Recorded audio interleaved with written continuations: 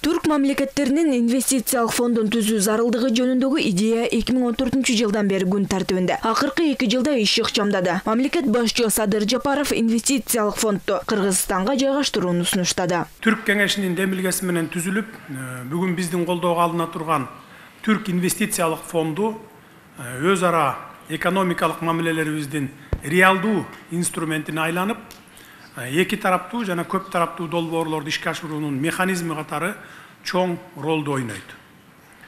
Биздин мамлекетте түрк уюмдарынын жоктугун эске алып, бул финансылык институтту Түрк инвестициялык фондун Бишкек шаарында жайгаштырууну ылайык көрөбүз.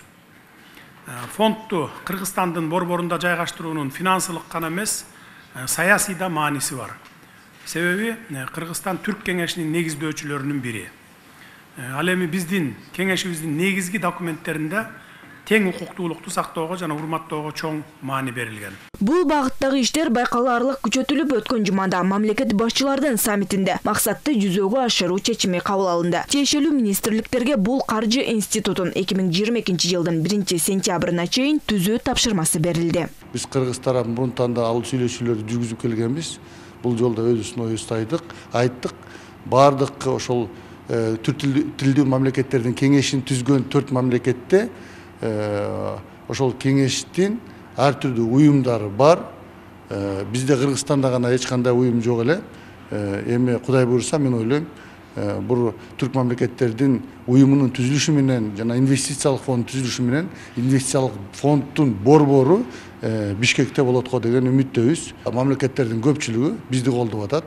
Ошондуктан мен ойлойм, жакын арада бизде инвестициялык фонддун борбору бизде ачылат. Саясат таануучулар Түрк мамлекеттер уюмунун инвестициялык фондун Кыргызстанга жайгаштыруунун каржылык гана эмес, саясий дагы мааниси зор экендигин белгилешүүдө. Түрк дүйнөсүнүн экономикалык потенциалы өтө чоң. Аны колдонуу уюмга кирген ар бир республикага пайда алып келет. Мен санап чыктым, бир 150-160 миллион эл болчудай.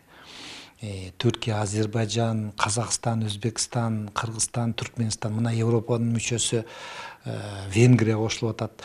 Эгер ошол инвестициялык фонд түзүлсө, анда бул абдан бир чоң фонд болушу мүмкүн да.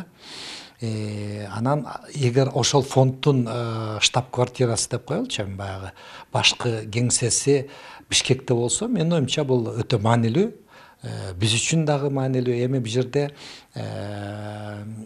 биздин мамлекет эми банк системасы жаман эмес, баягы демократиялык мамлекетпиз. Адистер белгилегендей, түрк тилдүү өлкөлөрдүн кызматташуусунун негизги багыттарынын бири транспорт тармагы. Президент апрелде өткөн түрк тилдүү мамлекеттердин кызматташтык кеңешинин жыйынында Европа менен Азиянын ортосундагы эң коопсуз жана кыска соода жолу Транскаспий эл аралык транспорттук каттамынын потенциалын толук пайдалануунун зарылдыгын белгилеген болчу. Кыргызстанды бир тарабы Өзбекстан, экинчи тарабы Кытай менен байланыштырган жаңы темир жол долбоорун ишке ашыруу Кыргыз Республикасы үчүн чоң мааниге ээ деген пикирде. Дүйнө жүзүндө финансылык, каржылык кризис болуп жатат. Бирок ага карабастан мамлекеттер биригип, бир мындай алкагында жумуштарды алып барганга даяр болуп атат да. Биз мына көрдүк, азыркы күндө түрк мамлекеттен бизге бизнесмендер келип, бир жылдын ичинде алар биздин экономиканы изилдеп, биздин жана башка тармактарды изилдеп, ошол жерге бизнес ачууга, мындай айткандай, даярдыкты көрсөттү да. Биздин президент да барганда бул жагынан өзүнүн бир топ сунуштарды берди.